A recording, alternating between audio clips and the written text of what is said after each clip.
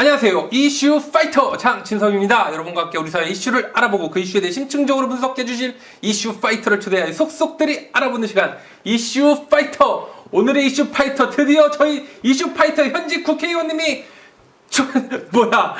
출연해 주셨습니다. 박수. 자, 보좌관님도 같이 박수 쳐주세요. 우리 현직 국회의원님이 드디어 우리 이슈 파이터에 출연하셨는데, 또 우리 오광영 전 의원님께서 오늘 게스트 MC로 함께 저와 MC 진행을 하도록 하겠습니다. 예, 오늘은 보조 MC 오광영입니다. 반갑습니다. 네. 자, 우리 대전의 3선 의원이시자 전 법무부 장관 우리 박범계 의원님께서 출연해 주셔서 너무나 영광스러운데, 우리 구독자 여러분, 시청자 여러분들께 인사 말씀 한번 해주시죠. 네, 안녕하세요. 이슈파이터를 열심히 봐주시는 시청자 여러분, 그리고 민주당을 사랑하시는 당원 동지 여러분, 또 나라가 잘 되고 지역이 더 발전하기를 원하시는 많은 분들께 이슈파이터 이렇게 처음 출연하게 돼서 영광이라는 생각이 듭니다. 여러분 반갑습니다. 안녕하세요. 감사합니다. 자, 우리 박범계 의원님께서 이제 첫 출연을 해주셔서 앞으로 우리 나머지 6분의 국회의원분들도 이제 좀 출연 막 쇄도하지 않을까 싶은데, 아직 한 번도 출연 안 하셨어요? 한 번도 안 했습니다. 우리 장진섭 앵커께서 로비력이 약하신 건가? 아니면 우리 오광영 전 시의원님이 나랑 막걸리 한잔 하다가 네. 출연을 섭외하셨죠? 그래서 제가 흔쾌히 요청을 드렸고, 흔쾌히 제가 응원했습니다. 그러니까 이거 아무나 출연 못 하는 데인데 우리 박범계 아무나 출연 안 하는데 아무튼 뭐 어디 큰 일간 방송국 스튜디오나 이런 데 다니시다가 이렇게 누추한 아닙니다. 곳에 오셔서 생각보다 감사드립니다. 생각보다 스튜디오가 깨끗하고 잘 가꿔진 듯해서 보기 좋습니다. 그리고 오늘 이렇게 촬영해 주시는 분들이 제가 또 아는 분들이고, 네. 우리 지역에 아주 유능한 분들이어서, 예, 우리 PD님들이 서구을에 사세요. 유권자입니다, 유권자. 자, 오늘의 이슈 간단하게 한번 들어가 보도록 하죠. 자, 윤석열 정부 이제 1년 3개월, 4개월 정도 됐나요? 뭐 작년 5월 9일 날 이제 시작이 됐는데, 자, 한 문장으로 그냥 간단하게 압축해서 윤석열 정권 어떻게 보시는지. 한 문장 반드시. 아니에요, 좀 길게 하셔도 되는데. 검찰 독재 정부죠. 뭐니 해도 윤석열 대통령 자신이 이 평생을 검사로만 사셨고, 또 검찰이라는 조직의 최정점에 검찰총장을 지냈고, 그리고 직후에 바로 정치권에 투신해서 국민의힘의 대통령 후보가 돼서 대통령까지 됐으니까 그 상징성은 뭐 이루 말할 수 없고, 또 현 정부에서 주요한 정책 결정을 하는 파트의 거의 대부분이 검사 출신들이 앉아 있죠. 예를 들어서 요즘에 양평 고속도로 게이트라고 아주 시끄러운 이슈가 있지 않습니까? 그 양평 고속도로 게이트는 누가 생각나요, 장진석 앵커님? 국토부 장관, 원희룡 국토부 장관이죠? 원희룡이죠, 그죠? 네네. 원희룡 장관께서 이름이 희룡이잖아요. 이름하고 뭐 관계가 있나요? 아니 이제 국민을 희룡은 아니지만 그러지 않아 주시길 바라는데, 너무 많은 실수들을 하고 그게 의도된 건지 아니면 실수인지는 잘 모르겠는데, 예를 들어서 원희룡 장관도 검사 출신이에요. 검사물을 먹었단 말이에요. 그러니까 검사 출신 국토부 장관이라고 해서 검찰 정부라고 얘기하면 나는 검사 몇 년 안 했다, 그러니까 나를 뭐 검사 출신으로 검찰 정부로 그렇게 엮어가지 마라, 그런 얘기를 하는데, 한 번 검사는 영원한 검사라는 말이 있어요. 많이 들어본 말이죠. 한 번 해병은 영원한 해병. 그듯이 거의 해병대 나오신 분들이 좀 서운할지 모르지만, 해병보다 더 이 조직 우선주의, 조직 이기주의, 끈끈하군요. 끈끈한 게 더 강한 데가 검찰이거든요. 네. 그런 측면에서 현 정부의 주요한 포스트가 다 검사 출신으로 채워져 있고, 또 거기에서 끝나는 게 아니라 대부분의 정책 결정들 또 대통령에서 나오는 말씀들 이렇게 이렇게 반추해 보면 결국은 검사가 수사하듯이 특히 특수부 검사가 수사하듯이 국정을 운영하는 거 아니냐. 왜 우리가 국정을 생각하면 여가 있고 야가 있고 또 보수가 있고 진보가 있고 그것만 예. 있는 게 아니잖아요. 중도 무당층이 있단 말이에요. 그렇죠, 또 그렇죠. 그것만 있는 게 아니라 정치 완전 무관여층, 무관심층도 있단 말이에요. 그래서 대통령 선거에서 세게 여야가 붙으면 뭐 투표율이 한때는 80%를 넘기기도 합니다만 총선거는 보통 한 60% 전후로 이렇게 나오고 지방선거는 지난 윤석열 대통령이 집권하고 치러진 여러분들 다 뭐 잘 아시는 특히 가슴 아픈 지난 지방선거를 얘기하기는 좀 그렇겠지만 지난 지방선거 때의 대전 지역 투표율이 50%가 안 될 겁니다.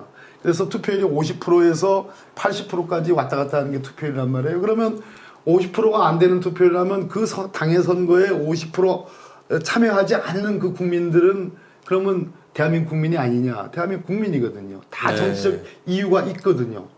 그렇기 때문에 대통령의 국정 운영은 모 아니면 도, 적 아니면 아군, 친구 아니면 뭐 모르는 사람 이런 식으로 일도양단 칼로 탁 잘라가지고 양쪽으로 딱 나누듯이 하는 그런 국정 운영을 절대 해서는 안 된다. 왜? 너무나 스펙트럼이 다양하고 민주주의 사회에서 여야 보수 진보뿐만 아니라 여러 가지 다양한 생각들을 갖고 있는 국민들이기 때문에 대통령의 국정 운영은 언제나 중립적이고 객관적이고 보수도 아우르고 진보도 아우르고 심지어 정치 무관심층, 무관여층까지도 이렇게 아우르는 그런 통합의 포용의 대통령이 돼야 되는데 지금 국정 운영이 그렇지 않다. 그렇지 않은 이유는 평생을 특수부 수사로만 잔뼈가 굵은 윤석열 대통령의 국정 운영 스타일, 적 아니면 동지다 하는 그런 국정 운영 때문에 지금 모든 심지어 잼버리 사태 얘기할 거죠? 하시면 됩니다. 잼버리 사태. 그것도 지금 그런 이유다라고 저는 보는 겁니다. 그래서 검찰 독재가 결국 이 나라 국정 운영의 핵심 축이고 그것이 오늘날 윤석열 정부가 국정 운영의 파행 내지는 무능과 여러 가지 참사들을 일으키는 원인이다 이렇게 봅니다. 적 아니면 동지, 흑 아니면 백. 그렇지. 지금 1년 3개월 정도 이제 지났는데 남은 세월 아직 반환점도 안 돌았거든요. 그렇죠. 1년 3개월. 그 이후까지 좀 지속될 걸로 보십니까? 저는 이미 윤석열 대통령이 몇 달 전에 굉장히 중요한 시금석이었는데 그때가 언제냐면 이재명 당대표에 대한 서울중앙지검 소환조사 이후에 구속영장을 청구했지 않습니까? 그래서 국회로 체포동의안이 넘어왔잖아요. 그때 민주당의 이견을 갖는 민주당 의원들이 최대 40여 명 가까이 된다는 그런 분석이 있었지 않습니까? 그래서 그 직후에 저는 윤석열 정부가 국정 운영을 좀 달리할 것이다라는 그런 진짜 아주 순진한 기대가 있었습니다. 국정 운영을 달리한다는 얘기는 야당을 적으로 보는 게 아니라 국정 운영의 동반자로 보고 나라의 경제와 민생이 위기이기 때문에 야당의 협조를 구해야 되고 야당을 지지하는 국민들의 협조를 구해야 되는 그런 상황인데 그래서 그렇게 변할 거라고 기대를 했는데 대통령이 그 뒤에도 한 두어 번 적폐청산은 윤석열 정권 5년 내에 끊임없이 이어져야 되는 그런 작업들이다 얘기하고 그 적폐청산은 다름 아니라 오로지 야당과 정치적 경쟁자였던 정적인 이재명 대표와 민주당과 또 전임 정부인 문재인 정부의 인사들을 겨냥한 그러한 적폐청산이거든요. 이 얘기는 지금 우리 오강영 앵커라 해야 돼요? 뭐예요? 오늘은 앵커입니다. 오늘은 보조 앵커. 보조 앵커. 보조 앵커. 제 보조 좀 잘 해주세요. 지금 잘하고 있는데 상당히 옆에서 아주 사이다 같은 질문들을 하고 계시는데 아무튼 5년 내내는 아닐지 모르지만 내년 총선이 시금석인데 내년 총선에서 야당이 이기면 국정 운영을 달리 안 할래 안 할 방법이 없는 것이고 내년 총선까지는 이 기조대로 강성 검찰 독재 야당 탄압 기조로 간다 이렇게 봅니다.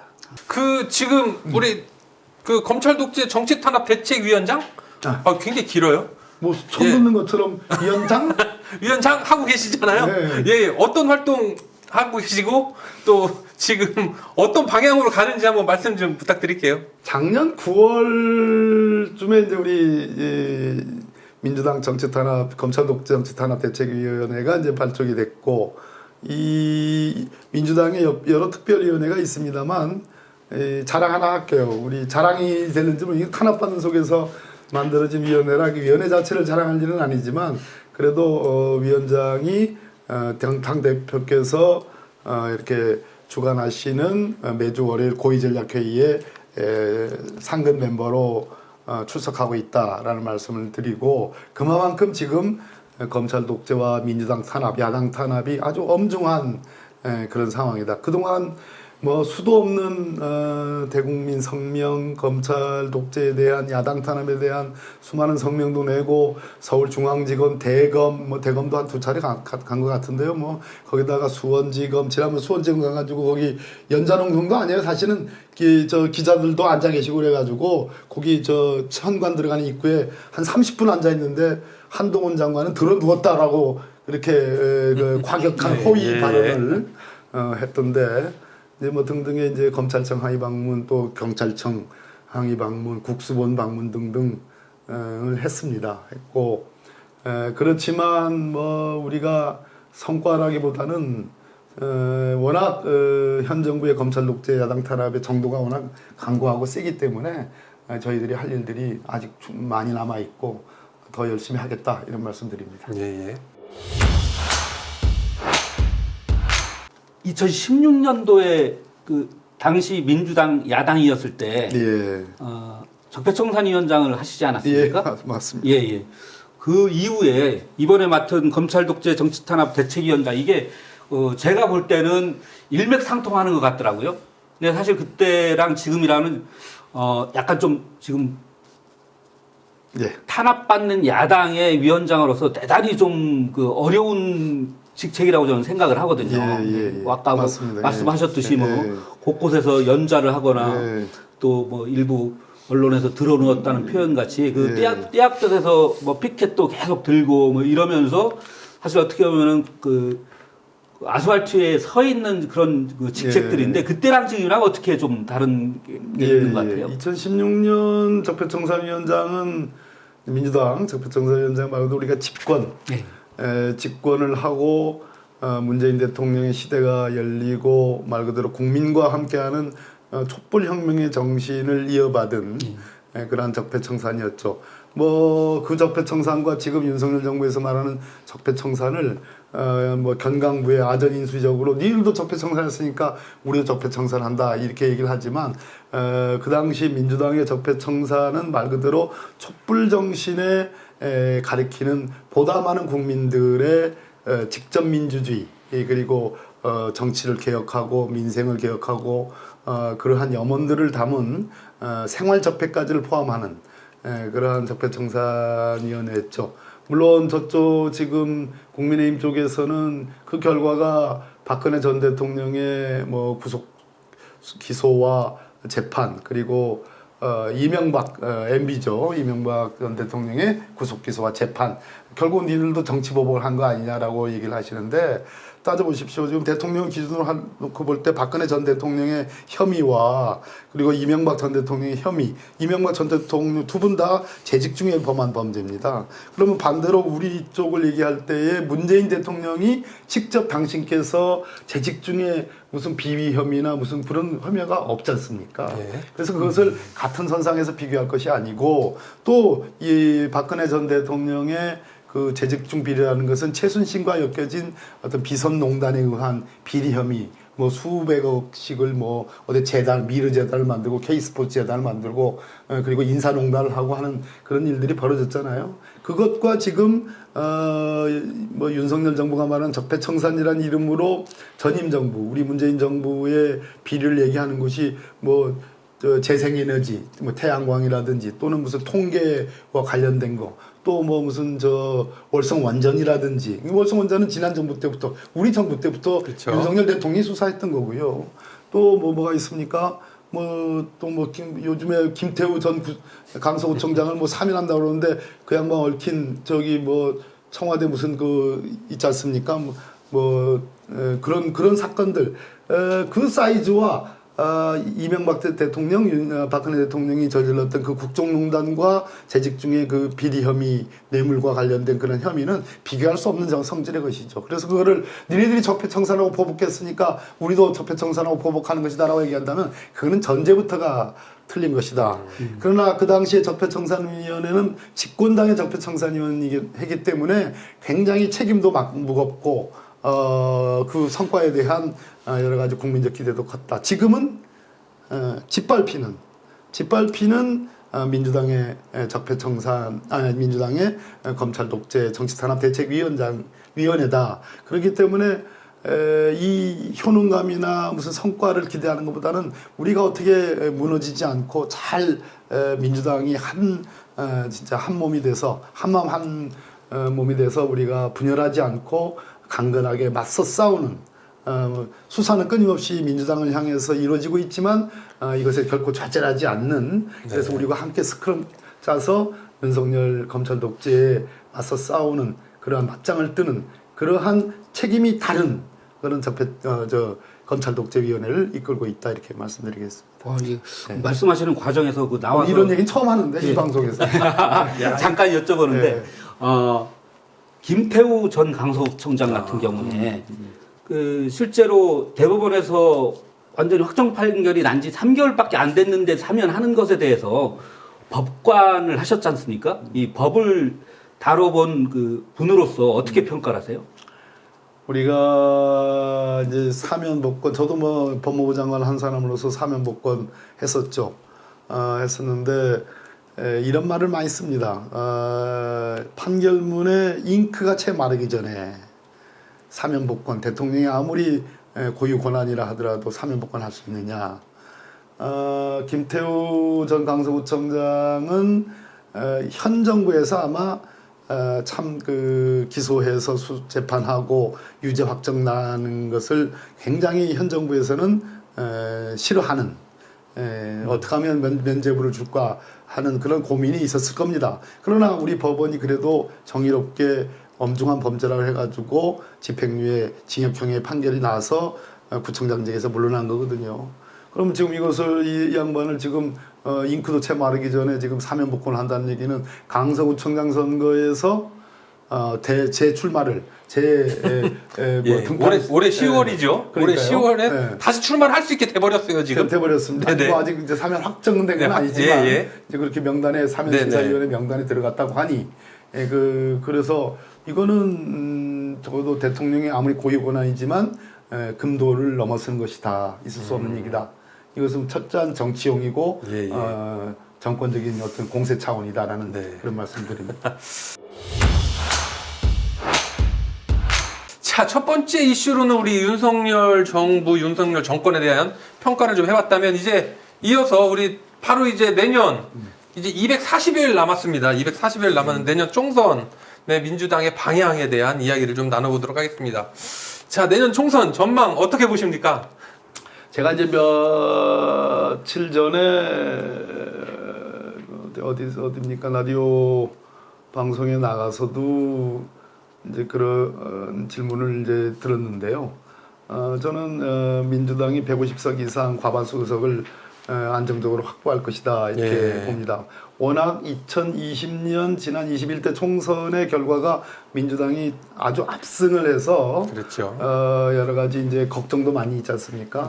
또 민주당 솔직한 말씀으로 이런저런 측면에서 민주당이 과연 그렇게 많은 압도적인 의석을 미뤄줬던 국민들에게 제대로 부응을 했느냐, 그런 정치적 효능감을 줬느냐, 말 그대로 국민의 충복으로서의 역할들을 제대로 이행했느냐라는 평가는 뭐 다양하게 있을 수 있고 많이 실망하는 분들도 계십니다. 그 결과가 우리가 지난 대선에서 정권을 뺏겼고 그 직후에 이어진 지방선거에서 전국적인 패배를 기록했죠. 그러나 아마 국민의힘 쪽에서는 예를 들어서 전에 비상대책위원장을 했던 김종인 씨 같은 경우는 지난 대선을 치르기 전에 국민의힘 쪽의 방향을 다수 절대 의석을 갖고 있는 민주당의 입법 독재, 독주 프레임 이것을 굉장히 강조를 해가지고 그것이 먹혔습니다. 그러나 지금 뭐 그때 입법 독주가 아닙니다. 우리 민주당으로서 다수 의석을 밀어준 국민의 기대에 여망에 부응하기 위한 우리로서의 정당한 절차를 받고 정당한 입법권의 행사인데 그걸 입법 독주 프레임으로 엮었죠. 그 하이라이트가 뭐냐면 작년 대통령 선거 치러지기 직전에 소위 말하는 수사기소 분리법안 검수완박 법안에 대해서 당시 김종인 위원장입니다. 김종인 위원장이 이끄는 국민의힘이 입법 독주다, 입법 독재다라는 그런 프레임으로 해서 결국은 뭐 그것도 대선을 이기는데 기여한 면이 있죠. 그러나 아시다시피 김종인 위원장 그 뒤에 윤석열 대통령이 집권한 이후에 사실상 팽당하고 여러 가지 뭐 언론 인터뷰를 하는 거 보면 윤석열 정부의 이러한 특히 비전이 없는 거. 대한민국 집권 5년 동안의 대한민국을 어떤 방향으로 어떤 정치적 철학과 큰 어떤 축으로 어떻게 이끌 것인가에 대한 비전이 없다는 것을 가장 강력하게 비판하는 분이 지금 김종인 씨 같은 분이거든요. 그런데 지금 제가 아까 첫 번째 질문에서도 말씀드렸듯이 윤석열 정부의 검찰 독주와 말 그대로 폭주하는 기관차와 같은 그런 폭정까지는 표현이 좀 과합니다. 폭주하는 기관차와 같은 일방적인 국정운행, 운영. 거기다가 야당 탄압으로 일관되는 검찰 독재. 거기다가 이번 잼버리 사태에서 보여줬듯이 정말 무능하기 짝이 없는 조금만이라도 돈의 문제가 아니라 거기에 동원되는 공직자 여러 가지 컨트롤 타워 장관들 뭐 이런 분들이 솔선수범하면서 조금이라도 성의 있게만 했으면 예산 문제와 관계없이 해결될 수 있는 문제들 아니겠습니까? 화장실 청소의 문제라든지 무슨 삶은 계란이 쉬었다든지 또 뭐 그늘막이 하나 더 참 온열을 차단시킬 수 있는 그런 거를 한다든지 이게 뭐 수백억 들어가고 뭐 이런 것이 아니잖아요. 조금만 더 신경 쓰면 되는 일인데 심지어 지금 어떤 일이 벌어집니까? 외국에서 이번에 지금 잼버리 대회에 참여하지 않는 예멘이나 시리아 같은 나라도 참여한 것을 전제로 해가지고 이번에 그 방배정을 했다라는 그런 정말 코미디 같은 얘기. 홍콩은 이미 출국하고 없는데 홍콩 참가자들을 위해서 방배정을 했다는 코미디 같은 얘기. 아직도 정신 차려서 잘해보겠다고 하고 대통령이 진두지휘하고 국무총리가 가가지고 화장실 청소까지 하는 진두지휘를 하는 속에서도 그런 에러가 나는 걸 보면서 야 윤석열 정부는 검찰 독재 야당 탄압만 하는 것이 아니라 민생 문제 하나하나의 디테일한 행정력까지도 완전히 망가졌구나. 완전히 무능의 극치를 무능의 끝장을 보여주고 있다는 것을 다 전 정권이 잘못해서 그렇다고 그러니까 하는데. 그거를 가지고 4년 전, 5년 전에 시작했던 전 정부의 이게 지금 화장실 청소 문제가 꼭 5년, 4년 준비를 해야지 되는 문제가 아니잖아요. 그렇지 않습니까? 네, 맞습니다. 그런 측면에서 지금 그래서 이제 결론을 내면 그렇게 독선과 나홀로 폭주와 무능까지 겹친 이 정부가 독선 프레임, 독주 프레임이 워낙 강하니까 야당에 대해서 이렇게 흠집을 잡는 입법 독주 프레임이 깨져버린 겁니다. 깨져버려서 결국은 국민들이 이 무능하고 독주로 일관되는 윤석열 호에 대해서 따끔한 경고의 회초리를 때려야 되겠다는 생각을 지금 국민들이 갖고 있는 거예요. 갖고 있기 때문에 그런 측면에서 내년 총선은 지금 여러 가지 데이터에서 나오듯이 윤석열 정부에 대한 견제, 야당을 통해서 견제를 해주라는 게 국민 다수의 의견이다라고 저는 생각을 하고 있습니다. 항상 보면은 4년마다 한 번씩 있는 총선 전에는 물론 여론을 가늠하기 어렵긴 하지만은 지금같이 그렇게 부동층이 많았던 전례가 제가 보기에는 그리 흔치 않았던 걸로 생각을 하는데 특별하게 이유가 있다고 보십니까? 아니요, 우리 오광영 보조 앵커님, 그 부동층은 역대의 특히 총선과 관련해서 대선 대선과 지방선거는 거의 같은 텀으로 이루어지죠. 네. 몇 달 차이긴 하지만 대선에서는 부동층이 줄어들고요, 많이. 네. 그 대선이 치러지기 한 몇 개월 전에 대선은 보통 1년 전부터 양 당이 치열하게 붙습니다. 왜냐하면 자체 경선 프로그램이 돌아가서 대선은 그냥 한 달 만에 치러지는 게 아니고 대선 말 그대로 1년 동안 치러지거든요. 그리고 그 대선은 말 그대로 굉장히 그 어떤 진보와 보수가 세게 붙고 그런 속에서 국민들의 관심이 확 달아오르기 때문에 부동층이 적어집니다. 네. 근데 총선은 역대 항상 그 부동층이 꽤 있었습니다. 한국의 부동층은 상당히 유동적이기도 하지만 상수로서 항상 있었어요. 그래서 그러다 보니까 그 부동층을 겨냥하는 중도 무당층 혹은 부동층을 같은 개념은 아닌데 부동층을 겨냥하는 총선 때마다의 신생 정당들이 나왔었습니다. 네. 뭐 대선 때도 물론이긴 합니다만 과거에 한번 생각해 보십시오. 뭐 안철수 현상이라는 것도 그런 일환이었고 문국현 현상이라는 것도 예, 그런 그랬죠. 일환이었습니다. 그런데 지금 이 부동층이 과연 내년 총선에서 지금 예견하시는 것처럼 그렇게 30% 뭐 20% 이상 이게 될 거냐? 되면 그것을 일종의 자양분, 동력으로 하는 새로운 정당이 탄생하고 그 새로운 정당에 상당한 정도의 어떤 뭐 표가 갈 것이냐? 저는 아니라고 봅니다. 왜 그러냐 하면 지금 우리나라의 국정 대한민국호에 관련된 모순 관계가 한 두세 가지 관계가 있습니다. 아까는 첫 번째 모순은 오로지 집권한 세력이 야당을 적으로 돌리고 탄압으로만 일관되는 그 독주 프레임, 소위 검찰 독재라고 하는 이 모순축이 하나 있고요. 그것이 입법 독주, 야당한테 잘못 씌워줄 수 있는 입법 독주를 훨씬 더 능가하고 있는 겁니다. 지금 국민들이 볼 때 야당이 입법 독주 이미 그런 게 아니고 야당은 탄압만 맨날 받는 거예요. 내일 모레 저 8월 17일 날 지금 이재명 대표 3차 소환한다는 거 아닙니까? 또 영장 청구할지도 모르잖아요. 거기다 11명의 국회의원 이름들 막 나오고 있잖아요. 그냥 주구장창 야당 탄압이에요. 그러다 보니까 원래 야당의 입법 독주는 야당이 세고 정부 여당이 힘이 약하고 정부가 좀 뭐 핫바지처럼 좀 힘이 약할 때 벌어지는 일들인데 정부가 워낙 세니까 워낙 큰 칼을 휘두르니까 지금 야당이 입법 독주라는 프레임이 지금 쓸 자리가 없는 거예요. 두 번째 주요 모순은 뭐냐면 경기입니다. 경제. 지금 국민들이 내년 총선에서 총선을 하는데 제일 유력한 그 요인으로 뭘 삼느냐 할 때 첫째가 압도적으로 경제와 민생을 꼽고 있습니다. 그런데 대한민국 경제가 지금 어렵습니다. 어려운 정도가 아니라 점점 더 어려지고 있습니다. 원래 작년 말쯤에 2023년도 올해 대한민국 경제 예측이 우리나라 GDP 성장률이 최대 한 2%에 가깝게 1.9, 1.8 정도로 예측이 됐었습니다. 그러던 것이 지금 한 4번, 5번 정도로 수치를 바꿔가면서 점점 다운되고 있어요. 원래 우리나라 정부 기재부는 원래 상반기에는 상저 경기가 안 좋지만 하고 하반기에는 높아질 것이다. 이렇게 낙관적인 예측을 했습니다. 근데 그런 기재부조차도 지금 경제 성장률을 1.4%까지 줄였습니다. 대한민국 정부도. 세계적인 여러 가지 연구기관들, 뭐 IMF라든지 뭐 이런 등등은 여러 차례 경제 성장률을 하향 조정을 하면서 한국 경제의 올 하반기 예측을 지금 어둡게 보고 있습니다. 반면에 미국이나 영국이나 독일이나 프랑스와 같은 이러한 주요한 선진국들은 오히려 하반기에 경제 성장률이 더 높아질 것이다라고 수정 변경을 하고 있습니다.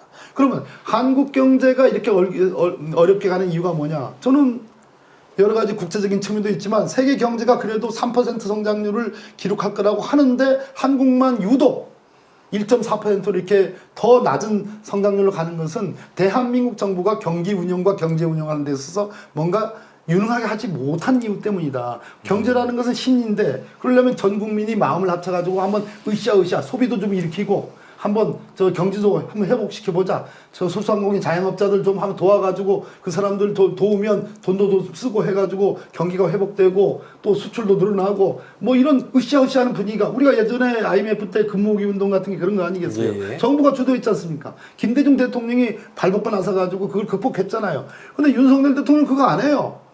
지금 가장 대표적인 거 우리 민주당이 절대적으로 지금 뭐 이 저 취약계층들 특히 코로나를 겪으면서 제일 어려운 분들이 소상공인 자영업자들이란 예, 말이에요. 이분들 저 금년 9월 되면 그동안에 코로나 대출 자금 받은 거 다 만기 도래합니다. 그동안에 상환 유예해 줬거든요. 그 원리금 갚아야 돼요.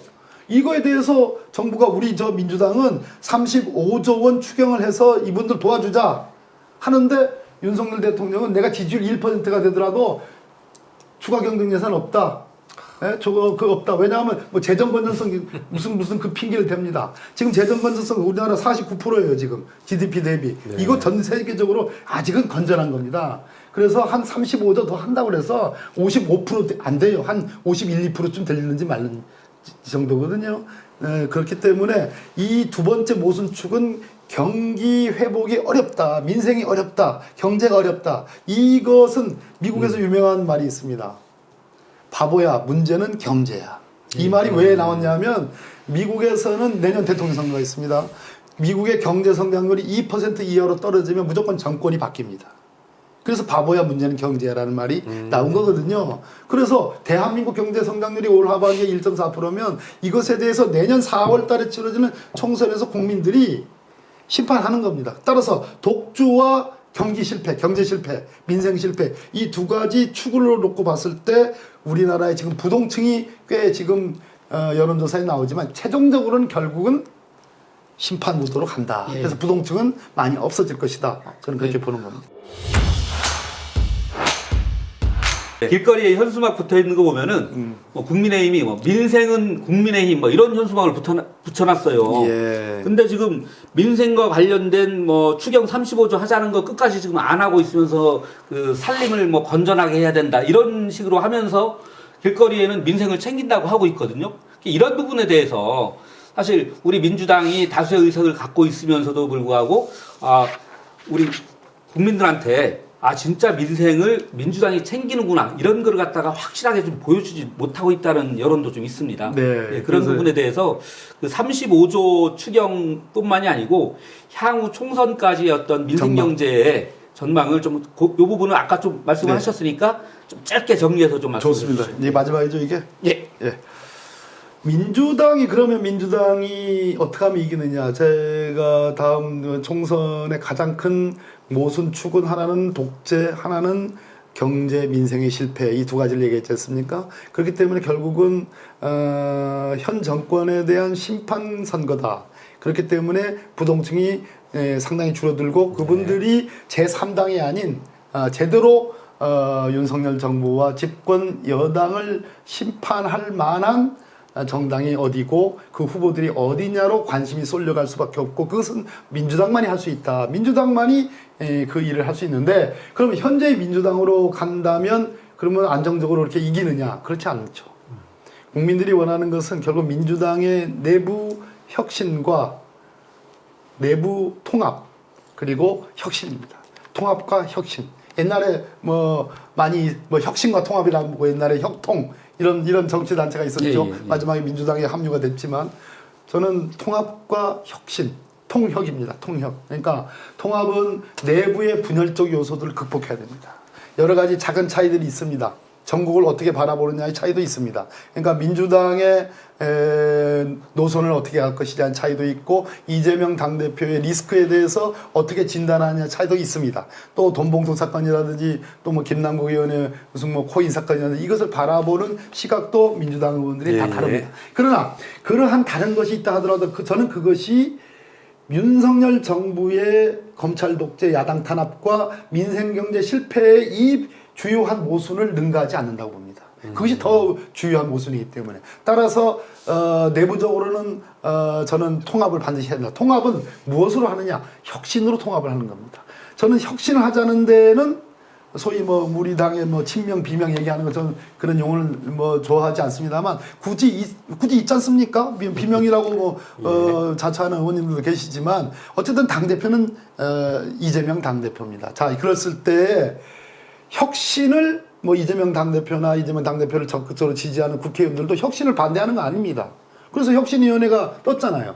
지금 이 시각에 혁신위원회 발표가 났겠네요. 뭐라고 발표가 났는지 모르겠습니다만 혁신을 가장 강력하게 요청한 분들이 민주당 안에 소위 비명계 의원들이었습니다. 근데 혁신위가 뜨니까 그거 있으나 마나한다 하면서 빨리 물러나라 하는 그러한 얄궂은 소리를 하는 분도 계십니다. 자, 어찌됐든 김원경 위원장의 뭐 참 설화가 있긴 있었습니다만은 그거와 별개로 혁신위는 위원장 한 분이 끌고 가는 게 아니잖아요. 혁신위원들 10여 명이 계시는 거 아닙니까? 거기서 집단지성으로 결과를 냈지 않습니까? 자, 그러한 혁신안 중에 상당 부분은 저는 민주당이 정말 뼈를 깎는 각오로 수용을 해야 된다고 생각합니다. 그 혁신이라는 이름으로 수용을 하고 그 수용하는 속에서 내부의 통합과 단계를 도모하는 것. 그것이 저는 민주당 승리의 길의 요체고 두 번째 제일 중요한 거.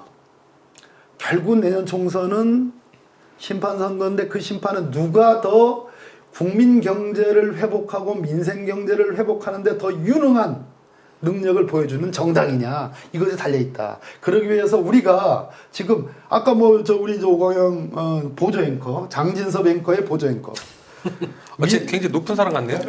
언제 이렇게 느낌상 굉장히 높아졌네. 예. 감사합니다. 높여주셔서 높습니다. 예. 그러니까 제가 여기 나왔잖아요. 민생은 국민의힘 이게 슬로건이잖아요. 국민들이 믿습니까? 민생은 국민의힘이 한다고 국민의힘이 민생을 위해서 열심히 한다고 믿어주지 않아요. 두 번째는 그렇게 한다고 해서 민생이 회복된다고 믿어주지 않아요. 그러면 실질적이고 가시적이고 손에 잡히는 민생 의정활동을 해야 된다. 민생 국회가 돼야 된다. 그거를 민주당이 끌고 가야 된다. 예를 들어서 양곡관리법 그 대통령이 최종적으로는 결국 거부권을 행사했지만 양곡관리법 그 국면에서 많은 농민들이 민주당을 지지했습니다. 농민들 표심은 대체로 보수 표심이 많았는데 양곡관리법을 진정성 어리게 민주당이 민생입법으로 만들고 어렵게 통과시키는 걸 보면서 아 그렇구나. 간호사법도 그랬습니다. 내가 쌀농사를 짓지 않아도. 예, 그것이 효능감이라는 거죠. 그러니까 진심 어리게 민생입법을 해야 된다. 앞으로 해야 될 것 중에 저는 소상공인 자영업자들을 위한 정말 특별법 같은 것이 만들어지고 금융구제를 위한 특별법들이 만들어지고 또 정말 취약계층들을 위해서 지금 그거 아셔요? 우리 저 서구 노인복지관에 제가 정치를 시작할 때부터 지금까지 직전까지 낮에 그 코로나 때를 제외하고는 어르신들이 와서 밥을 공짜로 드셨습니다. 공짜나 편이 이상하네요. 뭐 어쨌든 무상 무료로 드셨습니다. 많게는 300여 분이 어르신들이 와서 드세요. 맛있게 드셔요. 자원봉사가 활성화돼가지고 전부 다 자원봉사 하시는 분들이 와서 막 정성껏 만들어가지고 이게 배식하고 그러지 않습니까? 그런데 거기에 돈 내고 먹어요. 지금 돈 내고 드셔요. 아 그래요? 네. 왜 그게 그렇게 바뀐 거죠? 그러니까 복지비 예산이 자꾸 줄어드니까 정말로 그분들 예산 줄일 게 아니지 않습니까? 더 넓히면 넓혀야 돼. 취약계층이니까. 근데 그 마른 수건 쥐어짜기 하듯이 예산을 줄이는 거예요. 예산을 왜 줄였냐? 세수가 확보가 돼야 되는데 세수가 확보가 안 돼요. 제일 큰 세수 부족이 어디서 나옵니까? 법인세 깎아줬지 않습니까? 윤석열 정권 작년에 집권하면서 슈퍼 법인들, 슈퍼 부자들에 대한 법인세 소득세 감면이 됐잖아요. 그것이 줄어들었잖아요. 그래가지고 거기서 지금 상반기에 세수 부족이 한 50조 가까이인가? 그렇게 났습니다. 그러니까 자꾸 쥐어짜는 거예요. 복지비가. 그렇기 때문에 이 점에 대해서 우리는 재정 건전성 타령을 하지만 아직 대한민국의 국력으로 봐서는 재정 건전성의 프로테이지도 그렇고 걱정할 단계는 아니다. 청명해 주거나 뭐 한식해 주거나 똑같다 이런 말이 있잖아요. 죽기 전에 제대로 하자. 그래서 민주당이 민생입법이라는 진정성을 갖고 진짜로 국민들에게 손에 쥐어지는 효능감 있는 그러한 인생국회를 이끌면 저는 내년 총선에서 우리 민주당이 이길 수 있다. 대전시당도 그렇게 해야 된다는 겁니다. 자 오늘 충분히 많은 말씀 우리 윤석열 정부에 대한 이야기 또 내년 총선 이야기까지 들었는데 어떻게 마지막 또 물어보고 싶은 게 있으세요? 저는 몇 가지 더 남았습니다. 그래요? 이게 대전 총선을 그냥 이렇게 한마디로 넘어가서는 안 된다고 정말 생각을 하고. 박범계 의원님 진짜 짜서 그냥 다 끄집어 내려고 하는 것 같은 느낌인데 이렇게 오셨는데 아직 지금 1시간도 안 됐는데 이게 오시기 어려우신 분을 모셔놓고 좀 중요한 질문들을 안 하면 안 될 것 같은데 아무튼 좀 의원님 말씀은 안으로는 혁신하고 통합하면서 밖으로는 민생경제 챙기면은 총선 승리한다. 이 딱 한 문장으로 정리가 되는 겁니다. 잔정했습니다. 예, 예. 예. 그리고 이제 대전 그 총선 예측 말씀을 그냥 다음에 한 번 더 초청해 주시죠. 아 이거 관련해서 한 번 더 그러니까 나오십니까? 총론적으로 말씀드리면 심층적으로 이거 갖고 한번 하시죠. 뭐 7석인데 몇 대면 뭐 이런 거 물어보시려고 하시는 거예요? 아니 그것뿐만이 아니고 이제 대전 같은 경우에는 몇 대 몇이래? 몇 대 0? 예. 아, 그렇지. 몇 대요? 아, 예. 7대 0이냐 8대 0이냐 뭐 이건가? 워낙 좀 그 넓게 또 그 말씀을 하셔갖고 저도 이제 혁신위원회 여쭤보려고 그랬더니 혁신위원회 다 말씀을 해주셨어요. 대전 민주당이 이제 첫째는 저부터가 좀 그렇게 노력을 하려 합니다. 우리 7석, 7분의 민주당 국회의원분들이 좀 상호 소통과 잦은 교류가 좀 필요하다. 자주 만나서 민주당의 여러 현안들에 대한 수기를 좀 머리를 맞대고 하는 게 중요하다고 하는 생각이 들고, 두 번째는 역시 마찬가지입니다. 그 민주당이 지금 대전시의회에서는 아주 극소수의 소수 정당으로 전락을 했습니다만, 어쨌든 지금 뭐 몇 분의 시의원들이 계시지만 또 기초의회도 의원들은 꽤 많이 있지 않습니까? 그랬을 때 제가 지난번에 민주당 대전시당 안에 소상공인 특별위원회가 이제 만들어졌더라고요. 예. 조기식 위원장이 조기식 위원장이 위원장을 하고 계시는 의원이, 그분들하고 이제 초청 간담회를 제가 한 적이 있습니다. 그래서 이제부터는 정말 시장으로 들어가서 거리로 나가서 또 상가로 나가서 어려운 소상공인 자영업자들, 저는 여기서 승부가 날 거라고 보거든요. 화이트 칼라층은 이 아까 제가 말씀드렸던 첫 번째 검찰 이 독재 프레임과 무능한 행정부, 무능한 정부에 대해서 화이트 칼라들은 참기 어려울 겁니다. 이건 뭐 거의 굳어졌습니다. 그러나 전통적으로 보수세가 좀 강한 그 소상공인 자영업자 우리나라에 한 350만 정도 되는 거거든요. 네. 가족까지 포함하면 꽤 많은 숫자 아니겠습니까? 이분들이 코로나 3년여를 거치면서 제일 어려운, 도산도 제일 많이 했고요.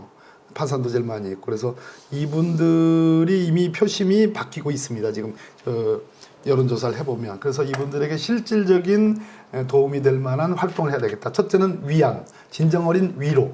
즉 그냥 이 아까 말씀하신 이 플랜카드로 하는 게 아니라 직접 시장으로 또 상가로 다니면서 그분들을 사정들을 듣고 경청하고 위로해주는 진정 어린 그런 자세. 두 번째는 효능감 있는 뭔가를 해야 된다. 그래서 법으로도 이분들을 도와줄 수 있는 특별법이 만들어지고, 지방 단위에서는 조례 같은 것을 적극적으로 만들어서 실제로 뛰고 있구나라는 것을 보여드려야 된다. 이렇게 현장 중심의 좀 민주당 대전시당이 되었으면 좋겠습니다. 우리 장진섭 사랑하는 우리 앵커가 진행하는 이슈파이터 보조 앵커 오광영, 이슈파이터도 많이 구독 눌러주십시오. 자, 오늘은 박범계 삼선 서구을 국회의원님과 전 법무부 장관님과 영광스럽게 함께 했습니다. 다음에는 더욱더 새롭고 알찬 이슈로 여러분과 함께 하도록 하겠습니다. 구독, 좋아요, 댓글 꼭 부탁드리고요. 구독자 여러분, 시청자 여러분, 진심으로 감사드립니다. 아까 배우신 거 이슈 파이터!